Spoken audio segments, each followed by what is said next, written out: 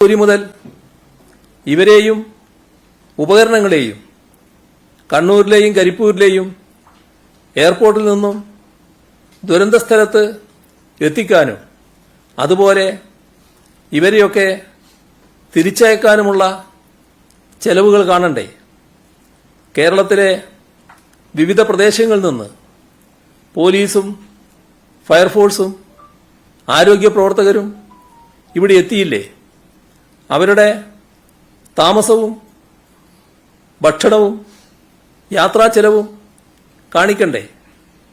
സന്നദ്ധ പ്രവർത്തകരുടെ കൂട്ടത്തിൽ കേരളത്തിലെ വിവിധ ഇടങ്ങളിൽ നിന്ന് സർക്കാർ കൊണ്ടുവന്ന പരിശീലനം കിട്ടിയ ആപ്തമിത്ര സിവിൽ ഡിഫൻസ് വളണ്ടിയർമാരുണ്ടല്ലോ.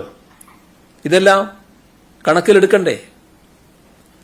90 ദിവസം വരെ തെരച്ചിൽ തുടരുകയാണെങ്കിൽ നൂറുകണക്കിന് വരുന്ന ഈ സന്നദ്ധ പ്രവർത്തകരും രക്ഷാസേനകൾക്കും വേണ്ടി പ്രതീക്ഷിക്കേണ്ട ചെലവുകൾ കേന്ദ്ര സർക്കാരിനോട് ചോദിച്ചു വാങ്ങണ്ടേ? കേരളത്തിലെ വിവിധ രാഷ്ട്രീയ യുവജന സംഘടനകൾ ഉൾപ്പെടെ വിവിധ സംഘടനകൾ, സന്നദ്ധ സംഘടനകൾ നിസ്വാർത്ഥമായ സേവനം ദുരന്തബാധിത പ്രദേശത്ത് ചെയ്തിട്ടുണ്ട്. അവരാരും തന്നെ അതിൽ പണം ആവശ്യപ്പെട്ടിട്ടുമില്ല. എന്നാൽ കേരളത്തിൽ ഇങ്ങനെയെല്ലാം ജനങ്ങൾ ചെയ്തുകൊള്ളും എന്നാണോ നാം കേന്ദ്രത്തോട് പറയേണ്ടത്? ഇതെല്ലാം പരിഗണിച്ചു വേണം മെമ്മോറാണ്ടത്തിലെ ഓരോ വരിയും തയ്യാറാക്കാൻ.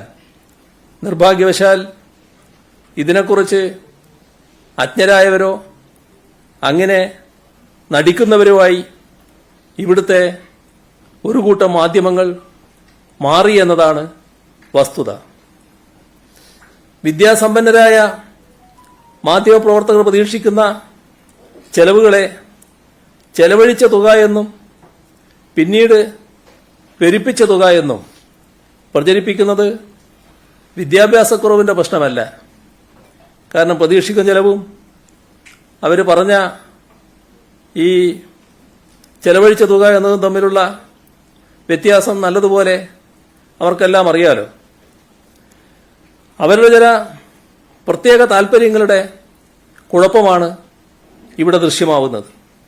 ഇത്തരം വ്യാജ പ്രചരണങ്ങൾക്കെതിരെ നിയമ നടപടികൾ സ്വീകരിക്കാൻ സർക്കാർ നിർബന്ധിതമാവുകയാണ്. ഇവിടെയാകട്ടെ ബഹുമാനപ്പെട്ട ഹൈക്കോടതിയുടെ വിധിന്യായത്തെയാണ് ദുർവ്യാഖ്യാനം ചെയ്തത്. ഇന്റർഫിയറൻസ് ഓഫ് അഡ്മിനിസ്ട്രേറ്റീവ് ജസ്റ്റിസ് ആണ് നടത്തിയിരിക്കുന്നത്. അതുകൂടി കണക്കിലെടുത്തുള്ള നിയമ നടപടികൾ ആലോചിക്കേണ്ട സാഹചര്യമാണ് വന്നിരിക്കുന്നത്. ഇതാദ്യമല്ല മാധ്യമങ്ങൾ ഈ വിധം ഇല്ലാക്കഥ മെനയുന്നത്. മാധ്യമങ്ങളുടെ ക്രിമിനൽ വാസനാ വികൃതികളുടെ എത്രയോ ഉദാഹരണങ്ങൾ ഇതിനു മുൻപ് നമ്മുടെ മുന്നിലുള്ളതാണ്. സർക്കാരിനെതിരെ മാത്രമല്ല, തങ്ങൾക്ക് ഹിതകരമല്ലാത്ത രാഷ്ട്രീയത്തിനെതിരെയും വ്യക്തികൾക്കെതിരെയും നിരന്തരം ഇത്തരം ആക്രമണങ്ങൾ നടത്തിയിട്ടുണ്ട്. ഓർമ്മയില്ലേ കെവിൻ കേസ്? ചെങ്ങന്നൂർ ഉപതെരഞ്ഞെടുപ്പ് നടക്കുന്ന ദിവസമല്ലേ അന്ന് കെവിൻ കൊലക്കേസിൽ ചില മാധ്യമങ്ങൾ വ്യാജ പ്രചരണങ്ങൾ അഴിച്ചുവിട്ടത്? നടന്നത് ദുരഭിമാനക്കൊലയാണെന്ന് വ്യക്തമായി അറിഞ്ഞിട്ടും സംഭവവുമായി യാതൊരു ബന്ധവുമില്ലാത്ത ഡിവൈഎഫ്ഐയെ പ്രതിസ്ഥാനത്ത് പ്രതിഷ്ഠിക്കാനായിരുന്നല്ലോ ഒരു വിഭാഗം മാധ്യമങ്ങൾ വല്ലാതെ വ്യഗ്രത കാട്ടിയത്. തെരഞ്ഞെടുപ്പ് ദിവസം പോളിംഗ് കഴിയുന്നതുവരെയും ഡിവൈഎഫ്ഐയെ ആക്രമിക്കാനായിരുന്നു ഇത്തരം ചാനലുകൾക്ക് അമിതമായ താൽപര്യം. അവസാന വോട്ടും വീണ് കഴിഞ്ഞുവെന്ന് ഉറപ്പിച്ച ശേഷം മാത്രമാണ് കെവിൻ കേസിലെ പ്രതികൾ ഭാര്യാ സഹോദരനും പിതാവുമാണെന്ന് വ്യക്തമായി റിപ്പോർട്ട് ചെയ്യാൻ പലരും തയ്യാറായത്. ഓർമ്മയില്ലേ ഓമനക്കുട്ടന്റെ കഥ അത്ര പെട്ടെന്ന് മറക്കാൻ കഴിയുന്ന ഒന്നല്ലാലോ അത്. പ്രളയസമയത്ത് ചേർത്തലക്കാരൻ ഓമനക്കുട്ടനെ ഏത് രീതിയിലായിരുന്നു ക്രൂശിച്ചിരുന്നത്? ആലപ്പുഴ ജില്ലയിലെ ദുരിതാശ്വാസ ക്യാമ്പിലേക്ക് അവശ്യ സാധനങ്ങളുമായി വന്ന ഓട്ടോക്ക് വണ്ടിക്കൂലി കൊടുക്കാൻ പണമില്ല. അതുകൊണ്ട്